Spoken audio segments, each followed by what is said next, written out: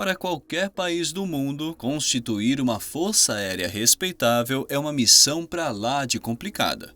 Além do alto custo para a aquisição de aeronaves, existem outros fatores, como as relações diplomáticas e interesses geopolíticos envolvidos na operação.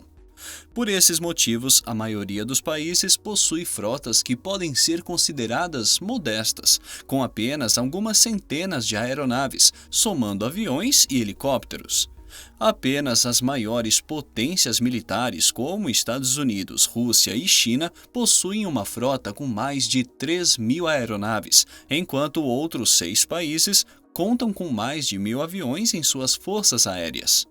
Por conta disso, é surpreendente saber que em pleno deserto no estado americano do Arizona estão estacionadas mais de 4.400 aeronaves militares, avaliadas em mais de 35 bilhões de dólares. Entre elas estão caças, helicópteros, bombardeiros e cargueiros, de vários modelos que continuam operando hoje em todas as partes do mundo. Com essa quantidade de aviões e helicópteros, seria possível formar a segunda maior força aérea do mundo, ficando à frente de Rússia e China e atrás apenas dos Estados Unidos, com suas mais de 13.000 aeronaves. Mas então, por que tantos aviões e helicópteros foram parar no deserto? Qual é o estado de conservação deles e qual deve ser o destino dessas aeronaves?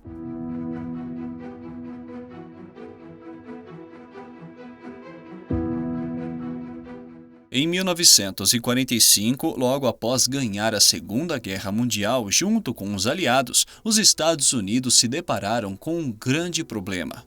Durante os anos de conflito, as fábricas americanas produziram como nunca e mais de 300.000 aviões foram construídos em um período de 5 anos. Após a rendição do Japão e o encerramento dos combates, o país tinha nada mais nada menos do que 230.000 aeronaves, e construir estruturas adequadas para tantos equipamentos seria no mínimo caro e muito demorado. Como a necessidade é a mãe da invenção, com alguns estudos e análises, os técnicos encontraram perto da cidade de Tucson, no deserto de Sonora, a solução perfeita para o problema. A região está a 780 metros acima do nível do mar, tem baixa umidade e pouco volume de chuva. Além disso, a região tem outra característica interessante, que é uma camada de uns 15 centímetros de solo muito duro, por sua vez apoiada em uma outra camada de uma rocha de calcário.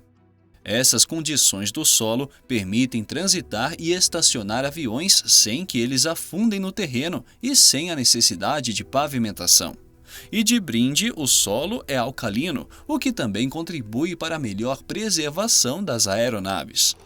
Como não eram necessárias grandes obras, em 1946 começaram a chegar os primeiros aviões na base aérea de Davis Mountain, que já funcionava no local. Os primeiros modelos a ocuparem o terreno foram os bombardeiros B-29 Super Fortress, fabricados pela Boeing, e os aviões de transporte C-47, fabricados pela Douglas. As aeronaves foram submetidas a um processo chamado encapsulamento antes de serem enviadas para o deserto, decisão que se provou acertada 2 anos mais tarde, quando a União Soviética bloqueou o acesso ferroviário e rodoviário a Berlim Ocidental em 1948. Para evitar o desabastecimento da cidade durante o bloqueio, que durou quase 1 ano, os Estados Unidos iniciaram o transporte de alimentos e combustíveis por via aérea. Rapidamente, os C-47 armazenados foram preparados para voar e auxiliar na missão.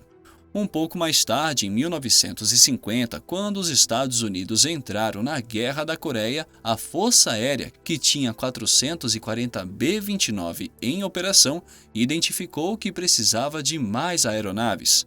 Nesse momento, a Boeing já tinha deixado de fabricar o modelo e cerca de 400 bombardeiros que estavam estacionados foram recuperados e enviados para o campo de batalha. Depois de perceberem a importância, o centro de armazenamento foi convertido em uma unidade independente da base aérea e deixou de guardar somente aviões das forças aéreas, se tornando o destino dos aviões do Exército, Marinha e Guarda Costeira.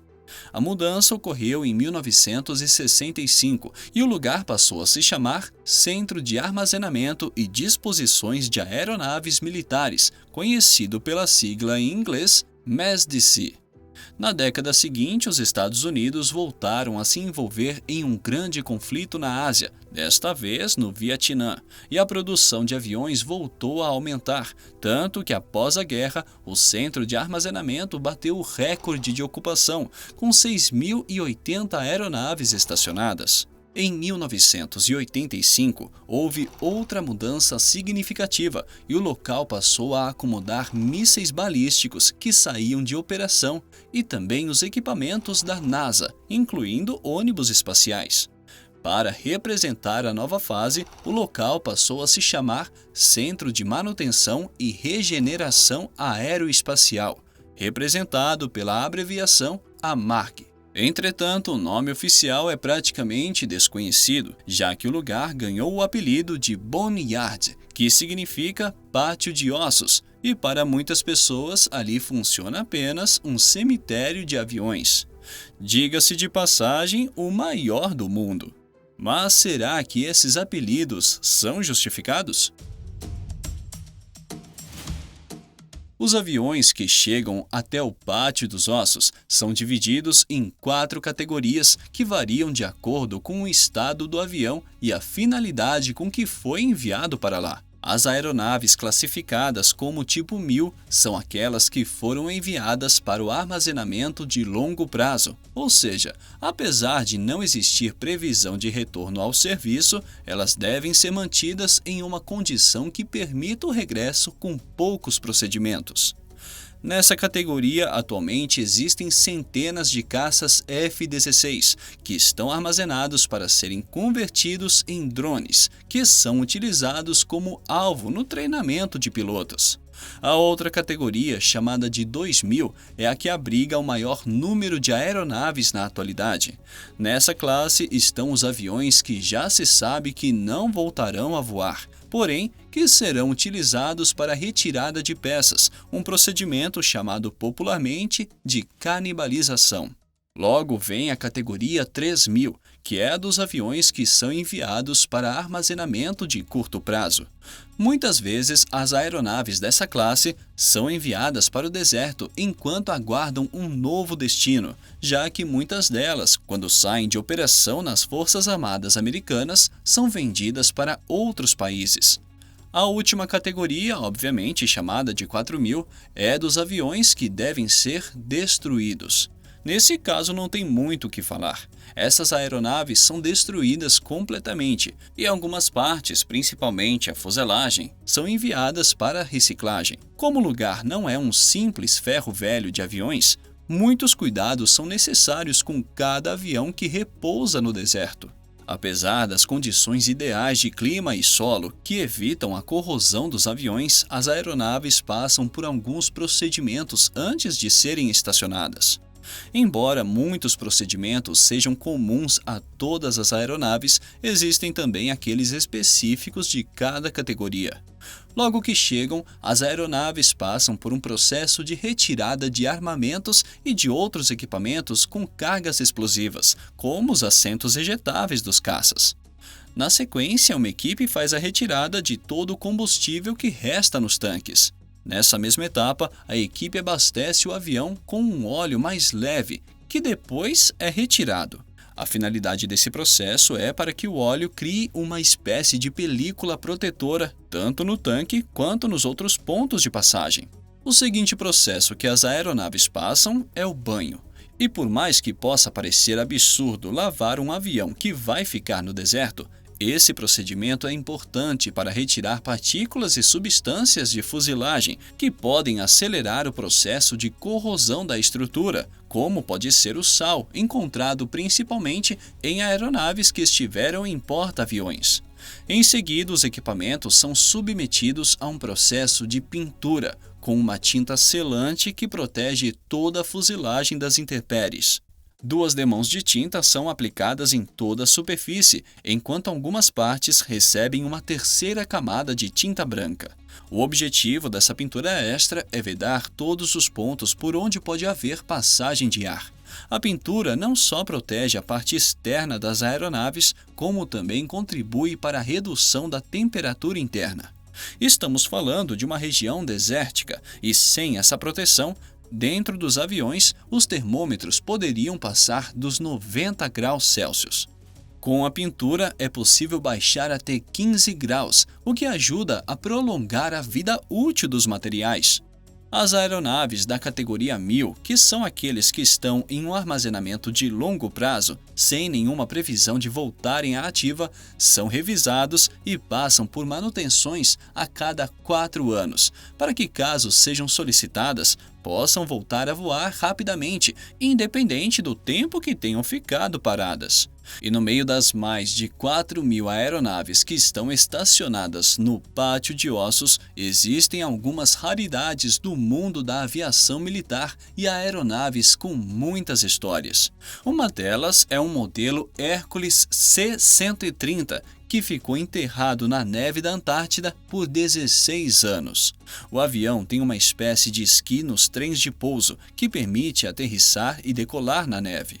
Foi justamente numa decolagem que a aeronave sofreu um acidente e ficou abandonada no continente gelado, ficando praticamente toda coberta de neve, somente com a cauda para fora. Em 1988, depois de um estudo que comprovou que o resgate do avião seria mais barato do que comprar outro, ele foi retirado da neve e voltou a operar até a aposentadoria definitiva no deserto do Arizona.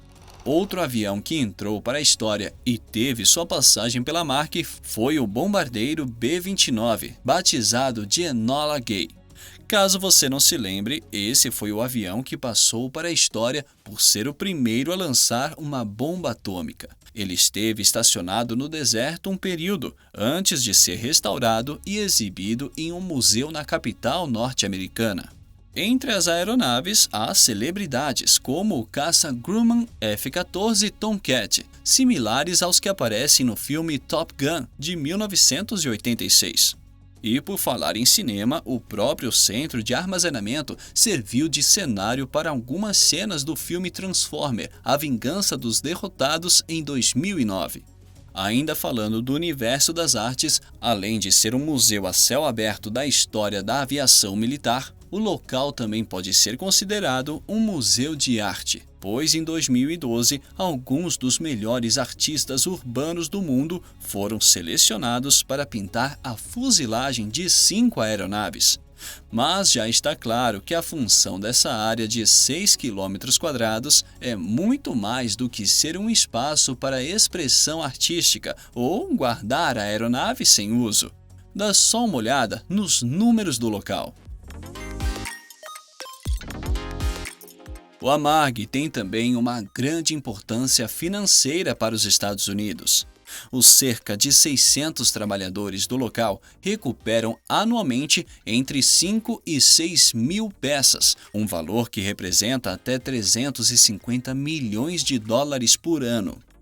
Uma reportagem do The New York Times de 2003 cita que no ano anterior, o Pátio de Ossos havia arrecadado mais de 800 milhões de dólares entre a venda de peças e a devolução de aviões aos céus.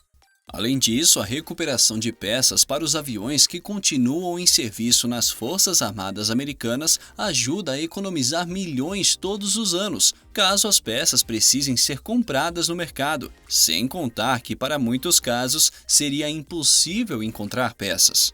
A Força Aérea Americana, apesar de todos os equipamentos modernos que possui, conta com vários aviões antigos em sua frota, como é o caso do bombardeiro Boeing B-52 Stratofortress. Esse modelo foi fabricado entre os anos de 1952 e 1962, e 58 dos 744 produzidos continuam em operação atualmente. Para esse modelo e outros antigos que continuam voando, o Boneyard é fundamental, assim como para outros países que possuem aviões americanos em suas forças armadas. No entanto, existem muitos outros números envolvidos neste negócio. O valor depositado em um deserto é impressionante e ajuda a entender todo o cuidado com as aeronaves.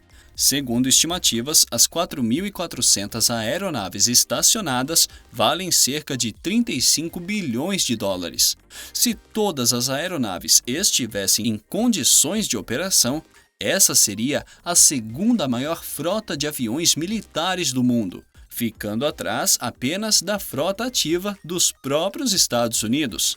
O lugar pode ganhar ainda mais importância com o cenário atual, marcado por vários conflitos e ameaças. Essas circunstâncias podem obrigar os Estados Unidos a entrar em combate ou, no mínimo, apoiar aliados, como já ocorre com a Ucrânia e Israel. Diante da necessidade de combater em várias frentes, é provável que muitos dos aviões atualmente parados sejam rapidamente mobilizados, um padrão recorrente em quase 80 anos da história do centro de armazenamento. De acordo com os registros, em períodos de guerra, como foi da Coreia, do Vietnã e do Iraque, o estoque baixa consideravelmente. Quando os conflitos terminam, voltam a subir. Apesar de possuir o título de maior cemitério de aviões do mundo, o AMAG não é o único. Espalhados pelo mundo existem outros, principalmente dedicados a aviões comerciais. E nesse vídeo que está aparecendo na tela, eu te conto como vários Airbus A380 escaparam do cemitério e voltaram a voar. É só clicar e já nos vemos lá. Muito obrigado por assistir até aqui. Abraços e até o próximo vídeo.